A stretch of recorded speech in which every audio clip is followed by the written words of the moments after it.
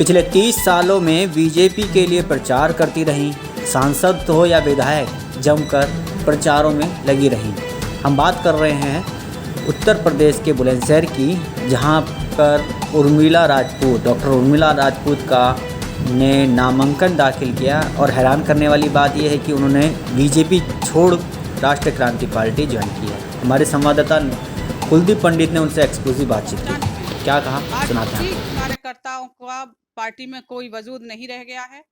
अब नई नई चमक वाले बाहर से आयातित लोगों का स्वागत हो रहा है और मुख्य कार्यकर्ताओं को, जिन्होंने अपने खून पसीने से भाजपा को यहाँ तक पहुँचाया, उनका बिल्कुल बहिष्कार सा या उनको दरकिनार कर दिया गया है।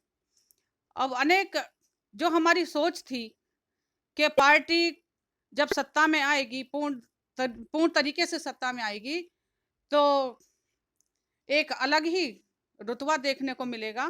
लेकिन आज हम देखते हैं कि बहन बेटियों के साथ अत्याचार, दुराचार अपने चरम पर है।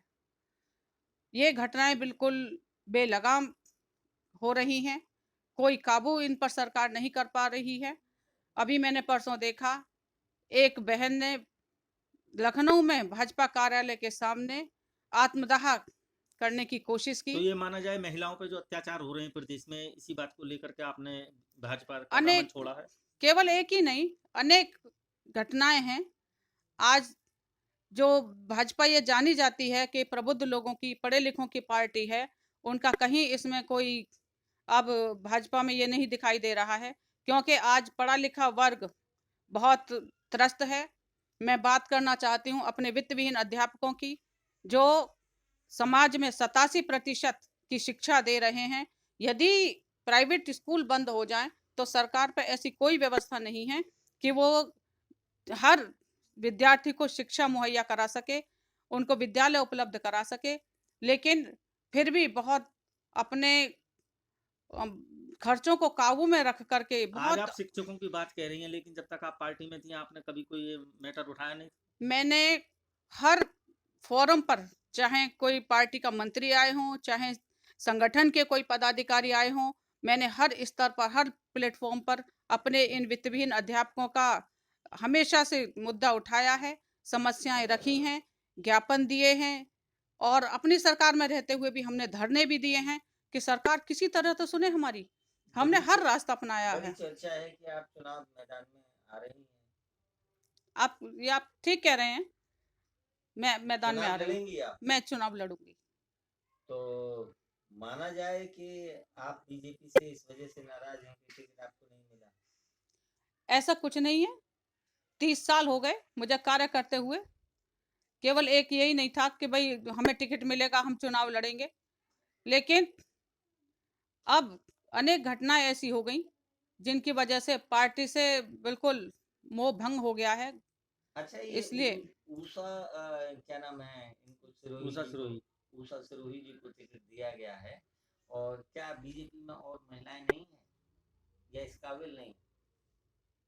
अब आप ये देख लीजिए, जो पार्टी ये कहती थी, अन्य दलों पर आरोप लगाती थी कि वहाँ वंशवाद पनप रहा है, वहाँ वंशवाद चरम पर है, आज भाजपा भी उसी लाइन पर चल रही है। तो उषा इसलिए सिरोही को क्या आप बुलंदशहर की सोनिया गांधी कहना चाहेंगी?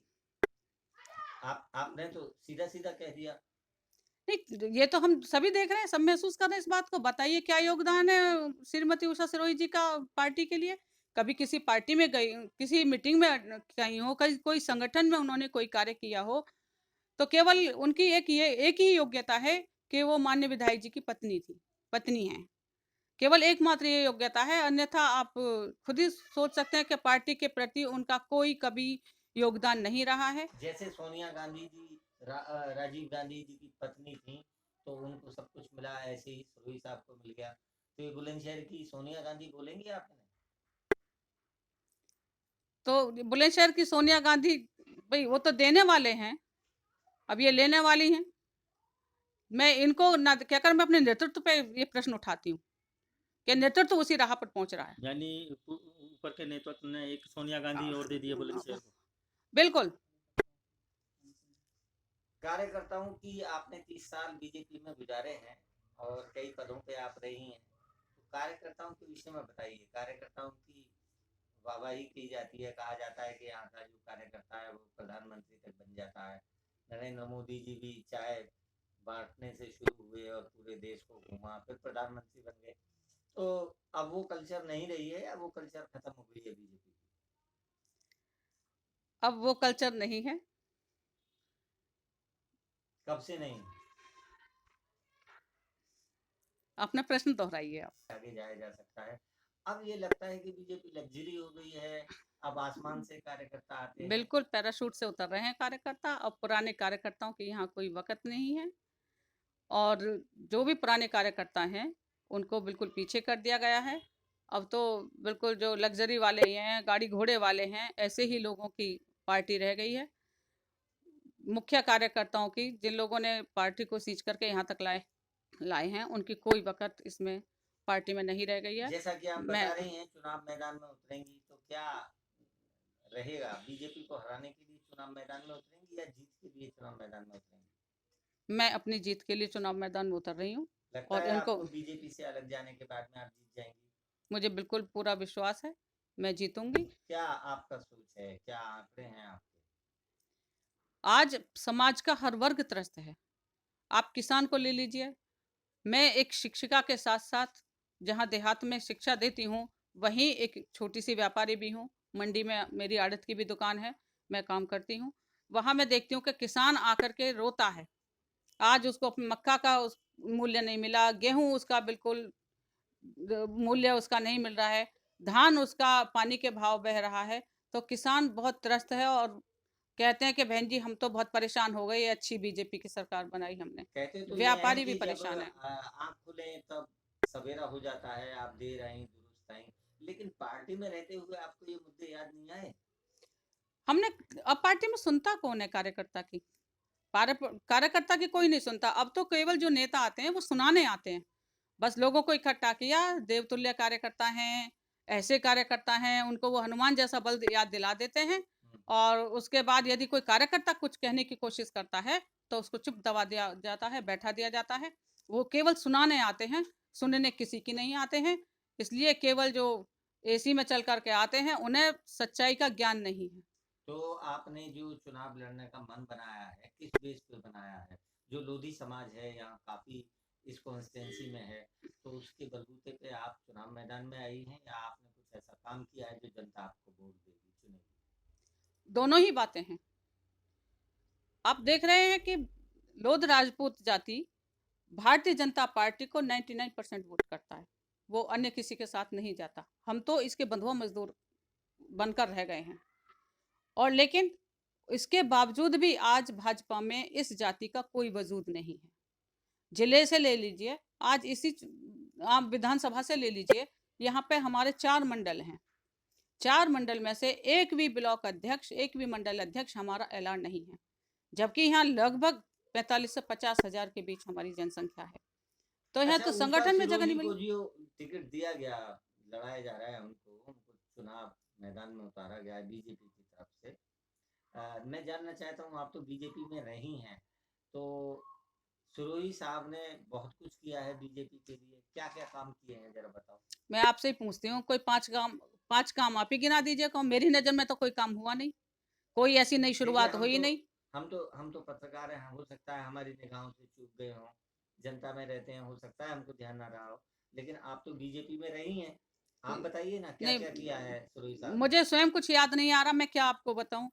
कहीं चारों तरफ नजर घुमाते हैं, कोई नई शुरुआत, कोई नया प्रोजेक्ट, कोई नई फैक्ट्री जिससे युवाओं को कुछ यहाँ पे रोजगार मिलता, कोई तो नई चीज हमको यहाँ दिखाई नहीं देती, ना मंत्री उन्होंने भी कुछ रहे किया हैं, है। विधायक मंत्री भी भी रहे रहे हैं हैं, विधायक रहे हैं। और अभी भी चाहते तो, विधायक थे वो, हाँ वर्किंग बिल्कुल, विधायक चाहते तो थे। बहुत कुछ कर सकते थे, लेकिन ऐसी कोई नई सौगात बुलंदशहर को नहीं मिली। तो फिर किस बिना पे उषा सिरोही जी को टिकट मिल गया? ये तो एक वंशवाद की परंपरा ही हम कह सकते हैं कि नई भाई वो परंपरा, एक नई परंपरा पड़ रही है और बीजेपी में नई परंपरा। बिल्कुल पड़ रही है, नई परंपरा पड़ रही है। जबकि आप देखिए वो बेचारी 70-71 साल की महिलाएं हैं जो और बीजेपी के आपके साथी कार्यकर्ता रहे हैं, और बहुत वर्षों तक आपने उनके साथ काम किया जी। है। उनसे कुछ कहना चाहेंगी हमारी मार्फत, इस प्रोग्राम की मार्फत? मैं अपने कार्यकर्ता बंधुओं से एक ही अनुरोध करती हूँ कि अपनी शक्ति पहचानें और जो ये थोपे जा रहे हैं, जो जनता के पसंद के नहीं हैं, जनता बिल्कुल पसंद नहीं कर रही है इस तरह से कि वंशवाद को बढ़ाया जाए। जो वास्तव में ज़मीनी कार्यकर्ता हैं, जो काम करते हुए आए हैं, ऐसे लोगों को मौका मिलना चाहिए, ना कि कोई अपने धन बल के बल पे ऊपर से ही हमारे बीच आ जाएँ। ये योग्यता नहीं है भाजपा के अच्छा, इसकी। आपके अलावा और कौन-कौन नेता ऐसे हैं आपकी नज़रों में बीजेपी में जिनको टिकट होना चाहिए था? मैं समझती हूँ यदि जाट बिरादरी में ही टिकट देना था, तो रविंद्र राजौराजी से पुराना, कर्मठ और भी कई ऐसे नाम हैं, हेमंत सिंह दलाल हैं, आनंद चौधरी हैं, बहुत दिनों से काम कर रहे हैं पार्टी का, हिमांशु मित्तल जी हैं।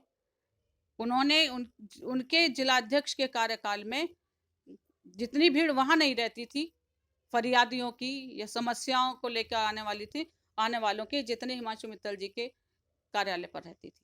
चुनाव में आप भी उतर रही हैं, मैदान में आप भी उतर रही हैं, आप भी जाएंगी और वोटरों से जब आपका सामना होगा तो आप अपनी तरफ से क्या उनको वायदे करेंगी? क्योंकि आपके जीतने और आपके हारने से या किसी के जीतने या हारने से ना तो सरकार गिरेगी, ना सरकार बनेगी। विधायक निधि भी आपके पास नहीं है, वो माननीय प्रधानमंत्री जी ने वापस ले ली है कोरोना काल के चलते। तो आप जनता का विकास कैसे करेंगी? क्या उनको आप ऐसा मोतीचूर का लड्डू देंगी?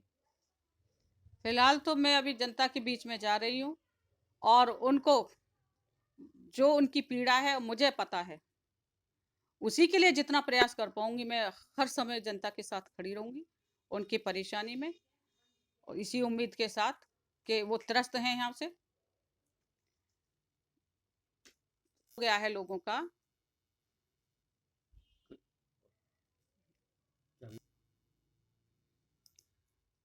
आज हमारा पढ़ा लिखा युवा बेकार घूम रहा है, बहन बेटियों की कोई सुनने वाला नहीं है, व्यापारी, मजदूर, किसान सब बेहाल हैं। तो उनके लिए उनकी आवाज़ ज़रूर बनूंगी। ये मैं मानती हूँ कि अकेले चना भार नहीं फोड़ सकता, लेकिन मैं उनकी आवाज़ बनकर सदन में सरकार के कानों तक अवश्य पहुंचाऊंगी और उनके लिए चाहे मुझे कितना भी संघर्ष करना पड़े, मैं जनता